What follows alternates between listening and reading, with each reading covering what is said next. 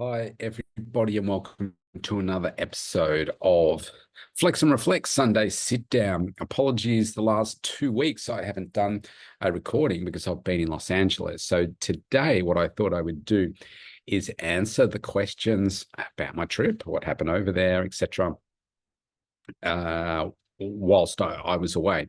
And I'm going to give you an opportunity at the end so that you can also enjoy the opportunity that I just had over in Los Angeles for 2025. So if you listen to my podcasts on the Mental Toughness and Body Show or Rob Evans 365, then you'll know how much of a challenge it is for me when I travel. One, from a health and fitness or health and wellness fitness perspective, the first thing is I don't travel particularly well, and it's a big trip from Melbourne, Australia to the other side of the world. Big trip. And I went via New Zealand, and it takes a big wear and tear on my body, my back, just the kind of the mindset as well. And so what I like to do is when I get to the other end is make sure that I get out and I walk as much as I can to try and get the blood circulating through the body and that kind of stuff. I find personally it's easy going over because you're thinking about all the great things that you're going to do. Once your event is over and you know you need to come home, to me, that's really tough. So it's like, oh, man, this is going to take forever to get back home.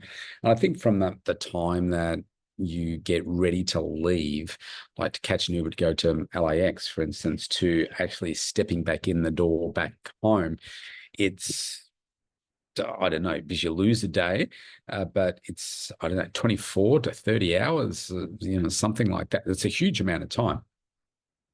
And unfortunately, there were people that went to the event unwell. And so I don't know if there's still people stuck there, but there have been people that have had COVID that are still stuck over there and or may have left now, but have not been able to travel. There's a lot of people have gone back to their different parts of the world, and they have been unwell. Me, you can probably hear, I've got a bit of a nasal thing going on here, very inflamed through here, bit of a chesty thing, but getting better. It'll take a couple of days and I'll be back to normal. Let's talk about food in America. Really, really interesting that coming from Australia here, so we call it whole meal bread. They're like whole wheat over there. All their breaded products, they add sugar to it. It's like, I cannot work it out. To me, it tastes like, if I say raisin toast here, I don't know what it is over the other side of the world, but it's their normal bread to me tastes like raisin toast, just taking out the raisins. So it's got that sweeter sort of flavor. The pita bread's the same. What other types of bread am I thinking of? Like hamburger rolls, that kind of like one hamburger. Sorry about this wind. I had one of those, and everything is just sweeter. I don't get it. I really don't get it. I mean, they are the most overweight and obese country on the planet, and you would think somewhere along the line, governments would step in and say, "Yeah, look, fat has historically been an issue, but if you keep adding sugar to your foods, then you're messing up so much." Really hard for me to get vegetables and good quality food. A real struggle even going to like Target, which is the closest thing to get groceries and stuff, which is weird here in Australia. And here in Australia, you don't buy food in Target, but you do over there. And everything's just got added sugar. Everything. I can't work it out why they would do that. And of course, that's also addictive. So that was a challenge for me. And because the first part of my holiday was with my daughter and her mum, and we were holidaying and like taking Emma around to the various sites of Hollywood and stuff. So she had a really great time. The food choices at Disneyland are completely perplexing to me. It's like, man, who put this together? This menu and stuff. So anyway, very, very pleased to be back home and be able to eat more vegetables because I just struggle to get them over there. Real challenge. Lots of steps though. I think I averaged about 16,000 steps a day. up until the last 5 days when I did my conference. And yeah, they had a good gym for most of where I stayed. We stayed in 2 places. The last couple of days was trash, but I was able to do strength workouts every day, like big muscle groups and then small muscle groups. So I think I got 6 workouts in while I was over there, which was good. And yeah, made some really strong connections with the with people over there for business and everything. Strong new connections, reconnecting, and so it was really cool. And yeah, so from a health and fitness perspective, though, it really takes its toll. Certainly on me. I don't enjoy the travel side of it. Short trips are okay, but big ones like that, they really take a hit. So you know, I got back on Wednesday morning here in Australia. I was working Wednesday afternoon with clients.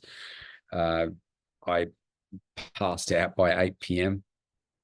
Had a very good sleep, but I think I woke up at like 3 something.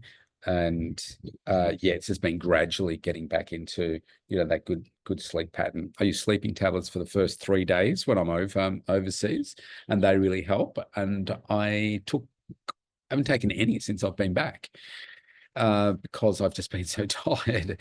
So yeah, it's just so good to be back. And the other thing, Joe, if hearing and feeling the wind, it's just so nice to feel good, clean air, as opposed to, you know, LA type air that's, you know, not so close to nature. And yeah, your own bed and your own sheets, own towels, all that kind of stuff. It's the simple little things that make life so great. So I think as we head into this time of the year, so at the time of recording this, starts today, it's the 1st of December, 2024. And this is a zone for a lot of people because it's like, okay, we're in December now. You start to see the Christmas decorations going up, and people start to think about, okay, well, I've got busy work, busy family, parties, catching up, socializing, all that kind of stuff. And health and wellness can really take a back seat for people. But I always like to say this, it's an awesome time of the year to be putting more focus into you and your health and wellness and fitness and what that means to you. So I just recorded a podcast today about revisiting your why, like why your health and wellness and other aspects of your life are so important to you. And you become very clear about why those things are important to you. Because what you want to do is you want to create this level of unstoppable energy and focus within you that you'll never stop. It's a healthy lifestyle. Why would you create a healthy lifestyle and say, yeah, do you know what? I'm sick of living a healthy lifestyle. I'm going to do this now. The problem is most people don't language it that way. They say, oh, well, I'm going to start exercising and do this, but then, oh, because we're going on holidays, et cetera, we'll just let that slide and I'll get back on board. Now, a lot of people can then not restart for months and months and months. And I do like that saying that the way you do one thing is the way you do everything. If you are one of those seasonal type focused people, you need to change that, because that will mean that your health will go like this. And we want it to be always improving or certainly stabilizing at a high level.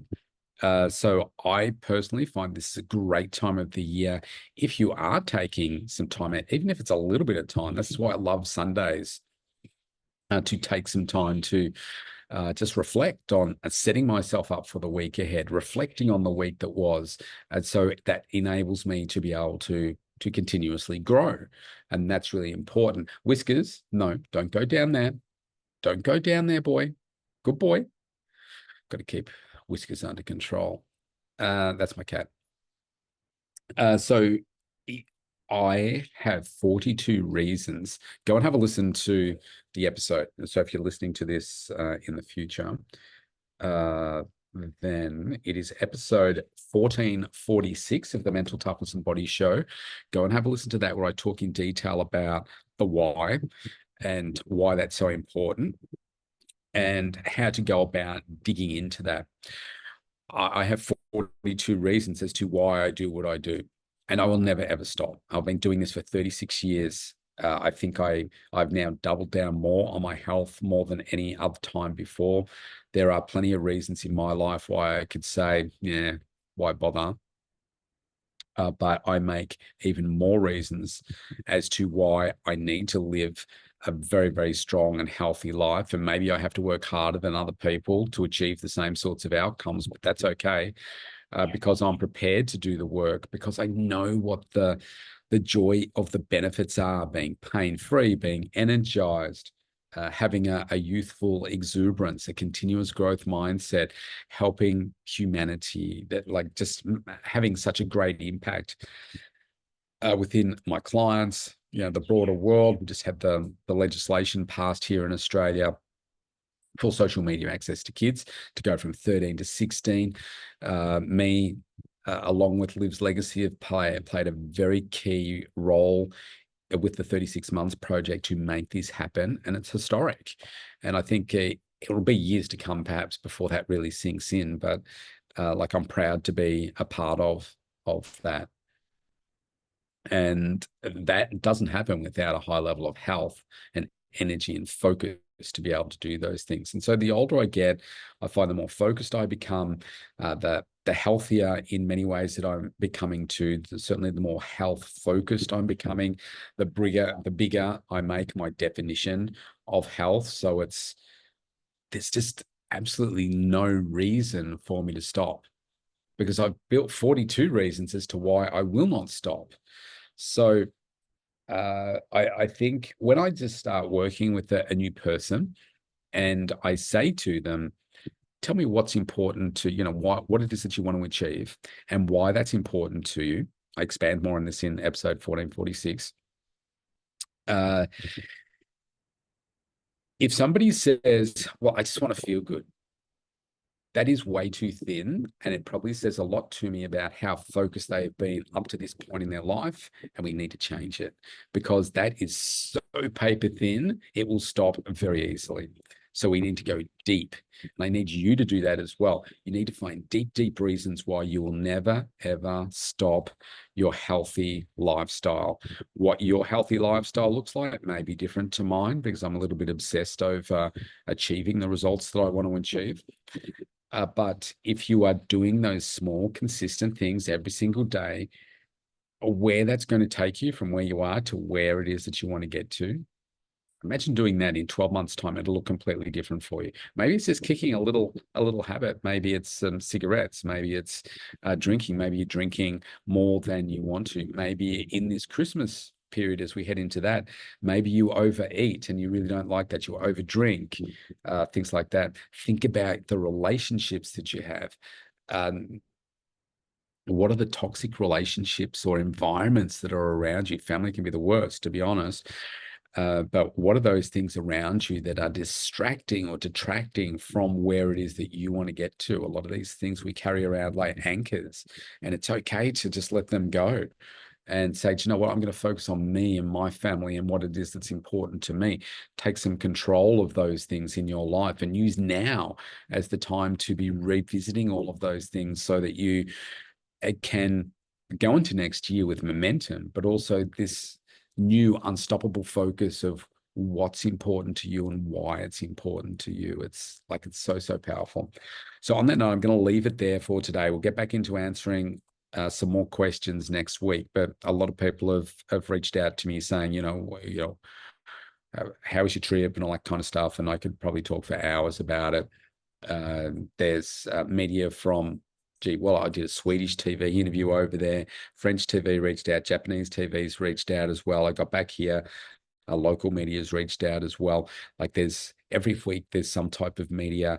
I don't know what the next step is for me and Liv's Legacy and where that takes us.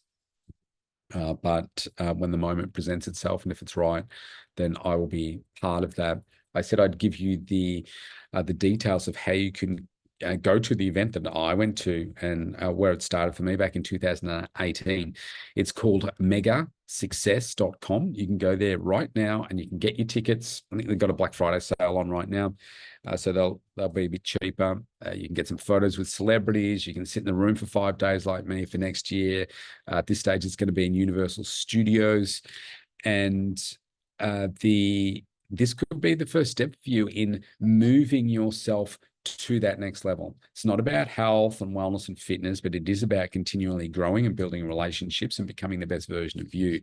It's fundamentally changed my life and the DNA of my thinking. And so I love that about the event. So have a great day. Be good, Whiskers. Come back. You're going to have to go chase him. See you next week.